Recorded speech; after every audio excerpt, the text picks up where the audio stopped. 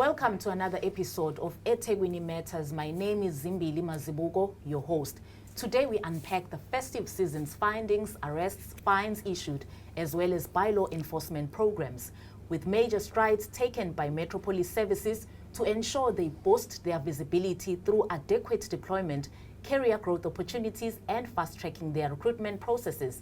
The city is undoubtedly in safe and capable hands. Today we have Acting Head Commissioner of the Metropolis Services, Sibonelo Mchunu. Macingwane sikubingelele sikwamkele on eThekwini Matters.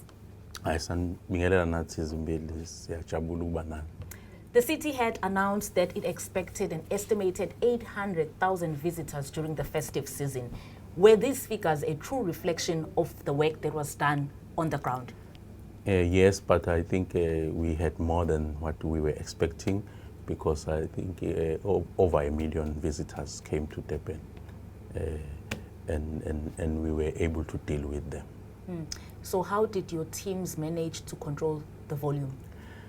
During this period, the festive season, there is what normally gets assembled. It's called FESMAC, yes. Festive Season Management Committee, that coordinates all the municipal departments to deal with all the challenges of the festive season, which is the tourism, the visitors, crime and all accidents and crashes and all those things. So that committee was opened by the mayor in the beach and was launched together with all law enforcement agencies. So we undertook to make sure that these over 1 million visitors, they come and they enjoy themselves. And what has been your team's contribution to ensuring that they give the residents and holiday makers a safe and memorable holiday? Yes, our contribution as Durban Metropolis is based on the mandate, that is legislated mandate, which is crime prevention. We do crime prevention in a form of making sure that there is no space where there are no police officers visible. So police visibility was the main objective, to make sure that there is no crime, because when people see a police van or a police vehicle or a police walking in the streets, they normally feel safe, and the thugs or the criminals will not commit crime in the presence of the police. So our contribution was to make as massive police visibility as we can, and I think we did achieve that. A recent festive season report was released by Metropolis for the period of 16 to 26 of December, which is the festive season, which is the festive season peak period. The report showed a total of 10,669 fines that were issued and 61 drunk driving arrests. So what do you think contributed to the team's success this festive season? Yes, it was, we did have several parades where jointly together with South African Police Service, we told our members what to do, what to focus on, and we had a zero tolerance approach when it comes to offenders, particularly those that are driving motor vehicles, because there are so many deaths that are caused by vehicles during these periods. So the issuing of fine was a deterrent to many would have been accidents. And secondly, the arrest that we had was a combination of normal arrests, where we catch criminals before or on the act of committing crime, or drinking and driving arrests. And we are still processing those 10,600 fines, and we hope the National Prosecuting Authority at the district level will assist in making sure that all those who were fined do see the end of justice. How worrying is the issue of crime in eThekwini? It is a problem, but we are dealing with it. It's a problem that we are dealing with. I can tell you that every morning we wake up with arrests. We've just had a joint arrest of the notorious gang that was harassing the community of Inanda, where those criminals, they shot back at the police, and the police retaliated and police prevailed and they are now no more. That's the activities that we are doing every night and every day, and we make sure that when we get proper intelligence about the whereabouts of the criminals, we go and deal with them when they are sleeping. There's also a lot of interest, especially regarding the recruitment process of the Metro Police in eThekwini. Can you please tell us more about that? Where are we with the process? Yes, I think we got the applications that are close to 120,000. And for the first time, usually we were always around 30,000 to 40, 50,000 applications. But this time around, we had 120,000 applications and we processed them all. And I can tell you now we are in the final stages. Many people have done their physical assessments. Many people have done their psychometric tests, and the bulk of the process now involves the interviews. People are doing interviews, and we hope to finish them by the end of February or in the middle of March. And we hope to have the 400 cadets starting employment on the first day of April. Right. No, that's very interesting, I must say. Yes. There's another worrying issue in eThekwini of the vagrants. Abantu abahlala emgaqweni. How big is that problem? How are we going to sort it out, Tina, as eThekwini? Yeah, that problem, I think I need to explain, Zimbil, that it's a global problem. Yes. You go to Washington, you find migrants and you find homeless people. You go to New York, you find them. You go everywhere. London, they are there.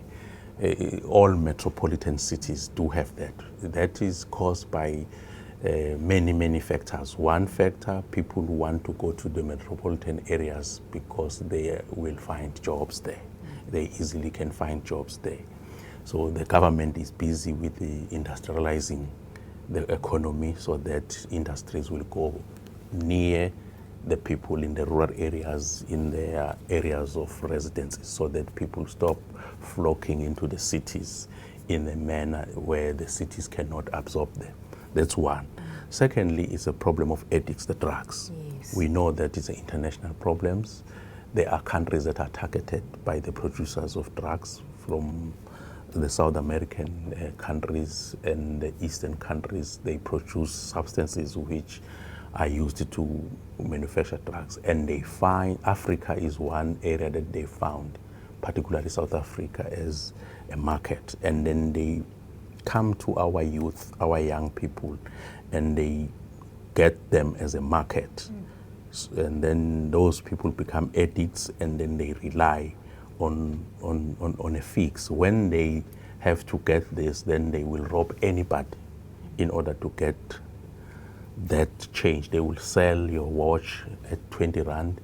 They will sell your necklace at 50 rand in order to just get 2 pills and fix themselves. And that is a challenge of drugs. And we hope that the addiction part, the Department of Social Development will come with a plan to deal with that. But at the city level, our social crime prevention program under what the unit we call Safer City are busy dealing with the establishment of the safe centers, where we will take these addicts, we will keep them there, and they will be detoxified and they will be rehabilitated and so forth and so forth. But there's a long-term program, and it is an unfunded mandate in the budgets of the city, because that responsibility resides with National Department of Social Development and the provincial one. The cities have never been given that responsibility, but the city, our city, has decided to task the Safer City to deal with the problem, because the problem is there. So there is that one problem. The second problem of people are really homeless people who are not addicts, but who don't have a place to stay. Those people are also on a program to be accommodated in the safe places by the department, our unit called Safer Cities. So those are the kind of people we have. And there are career thugs amongst these these homeless people who are just there to rob anybody they can, and that's our target as Metropolis, to deal with them. Yeah. What are some of the success stories that you can share with our viewers? I can tell you there. So we have an average of less than 60 people that we arrest a day.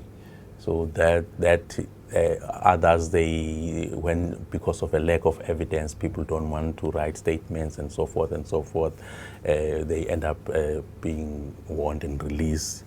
I will encourage the communities that it is important for them, whenever they get robbed in any place within our city, they must go to the nearest police station, or the police station that is that has a jurisdiction of that area, to open a case, because that helps the law enforcement agencies to create a crime matrix and be able to know what are the crime trends and what are the hotspots and the modus operandi of the criminals, so that we are able to form operations that will then respond to that modus operandi of the criminals. But if they don't, we are unable then to analyze the trends and then be able to respond. Speaking about operations, I know Team Metropolis cannot announce the operations, but your visibility is unmatched. So what is your message to criminals or those that are partaking in criminal activities in eThekwini? The mayor has made an undertaking, I think, in the speech that he gave to the departments recently at Lutuli House at City Hall, was that he will not approve any budget that does not talk to Metropolis capacitation. So we have this undertaking that every financial year we will have 400 recruits, building the capacity of Metropolis to 2026, having 5,000 warm bodies on the ground. By that time, I can tell you simply, nobody will be able to commit crime in Durban and get away with it. But we also have a program which the city and the city manager and the CFO have undertaken to put funds in the smart policing. Smart policing, together with the vehicles that we have, we're going to have our officers who will wear the body cams. We will have our vehicles with the dash cams. So we will have eyes and ears everywhere in the city. And I don't think when that program is on the roll, it will be easy to commit crime in Durban and get away with it. It will also not be easy to commit an offense or to double park or to disregard any traffic regulation in the city of Durban, and you are not caught. Any parting words for residents? For residents, I can tell you, I can promise residents of eThekwini that by September, you must call us and do an assessment of how safe it is at eThekwini municipality. Macingwane, thank you very much for your time today on eThekwini Matters. Thank you so much. That was Acting Head Commissioner of Metropolis Services, Mr. Sibonelo Mchunu. From myself and the team, it is goodbye. Till next time, don't forget to subscribe, to like, and to share.